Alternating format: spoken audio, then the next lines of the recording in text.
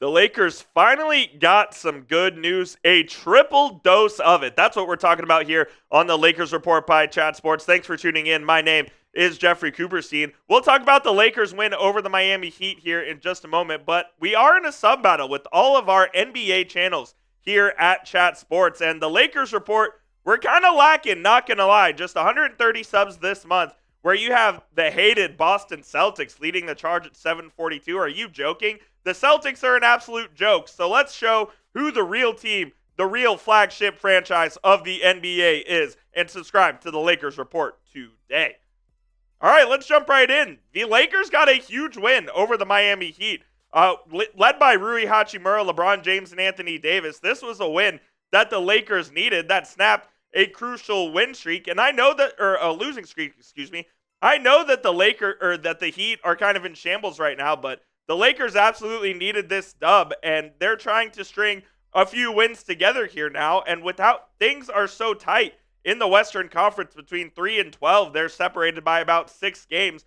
The Lakers can get themselves right back into contention here for a home court advantage in the first round pretty quickly. We'll start with Rui Hachimura, who I thought had a really good game. It was the season high in points for him with 23, 8 boards, 9 of 15 from the field, and 2 of 5 from 3, which for Rui is pretty solid. You're not going to really expect Rui to knock down a bunch of threes, but you'll take 2 of 5 any day of the week. And he really is showing his worth on this team, averaging 12 points this year, 5 boards, and 49% from the field. He's also very tenacious on the defensive end. And Rui, alongside Dorian Finney-Smith, really combined for a wing duo that can really lock down teams' best players on the opposing side. Those guys are they're dogs, man. Like, they can guard really 1 through 4 at a very high level. And if Rui's going to give you 23 points, you will take that any day of the week. And we'll also talk about Austin Reaves here, who really showed up last night after he called himself out before the game. He pretty much said, hey, I need to be better.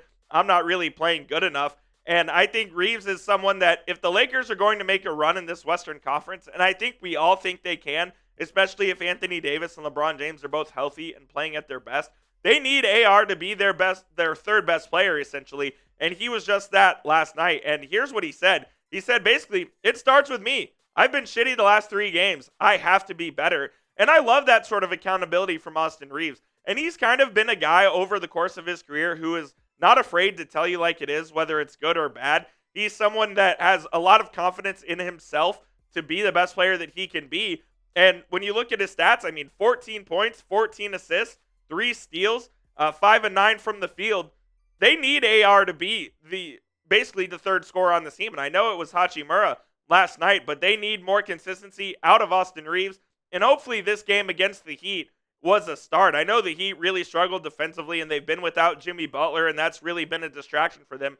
So this was a game, frankly, that the Lakers should have won, and they went out there and do that. And my takeaway is his willingness to take accountability proves he deserves to be a leader on this squad. You obviously have LeBron James and Anthony Davis, who are your leaders. And outside of that, I really do think that Reaves needs to be that next guy. He's the younger generation of Lakers players who could be there for a very long time.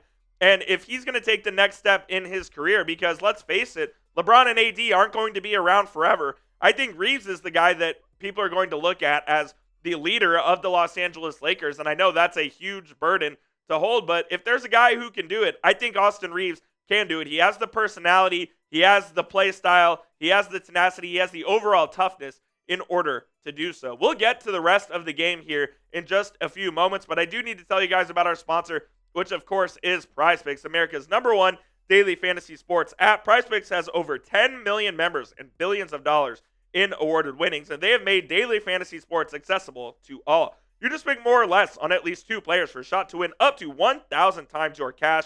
Run your game all season long on PrizePicks. And PrizePicks puts their members first, so all withdrawals are fast, safe, and secure. And when my picks hit, I can get my money in as quick as 15 minutes. Sign up today and get $50 instantly when you play $5. You don't even need to win to receive that bonus. It is guaranteed. And one thing I also love about PrizePicks is they offer weekly promotions that can lead to big payouts, like Taco Tuesday, where each Tuesday they'll discount select player projections up to 25% to give you guys even more value. And here is the current projection that we have right now I'm going to take the more on Shai Gilgeous-Alexander, 26.5 points against the Cleveland Cavaliers. And I'm also going to take the more on Will Howard pass yards. You know why I'm going to take the more?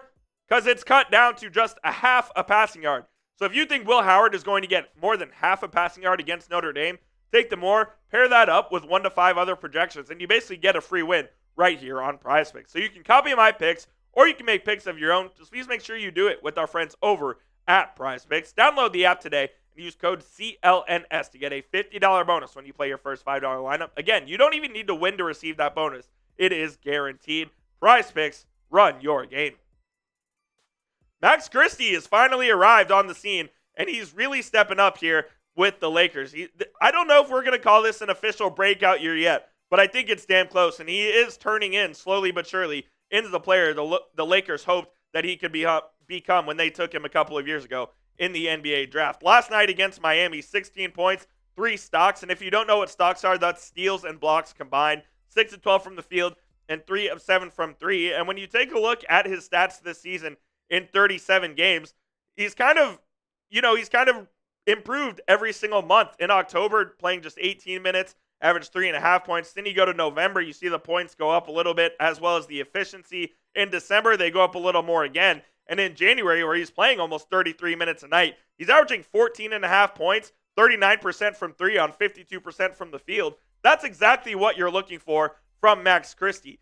Look, in the NBA right now, it's all about consistency. And if Christie can show you that, he's going to play in this rotation a lot. And he started 16 games as well this year.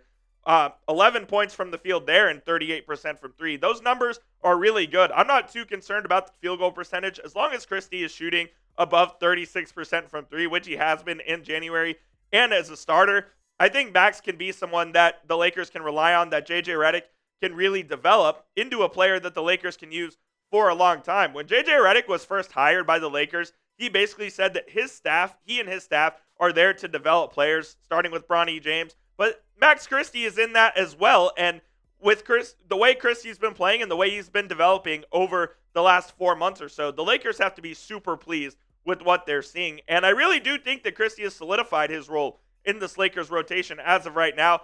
And they really can't afford to trade him away. We sit about 3 weeks away from the NBA trade deadline. I know there's a bunch of trade rumors surrounding the Lakers, what they might do. Do they go get Jonas Valanciunas? Is there another name that the Lakers may look at? I know they have some picks and they have some young players to play with, but right now, are you giving up Max Christie for one of those guys? I'm not sure if I am, given how he's playing and how important he has become to JJ Redick's rotation here in Los Angeles. Before we get on out of here, let me know who you guys think was the most impressive player in last night's game. Do you think it was Rui Hachimura, Austin Reaves, or Max Christie? Go type their initials down below. I'm curious to hear what you guys have to say.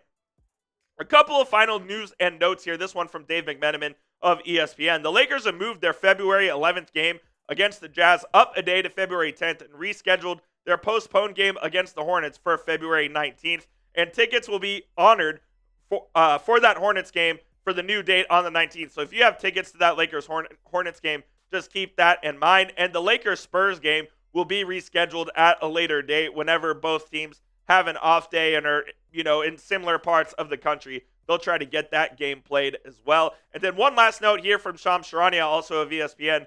The Lakers are planning to sign Pelican center Trey Jamison on a 2-way contract after waiving Quincy Olivari. James adds some front court physicality for the Lakers. He's averaging 5 points and 4 rebounds across 41 career games. It's a 2-way deal, so don't expect Jemison to make a huge impact, but 41 career games is nothing to scoff at, and when it's a 2-way contract, you try to get the younger guys who have played some games in the league, so I like this move by Rob Pelinka and the Los Angeles Lakers.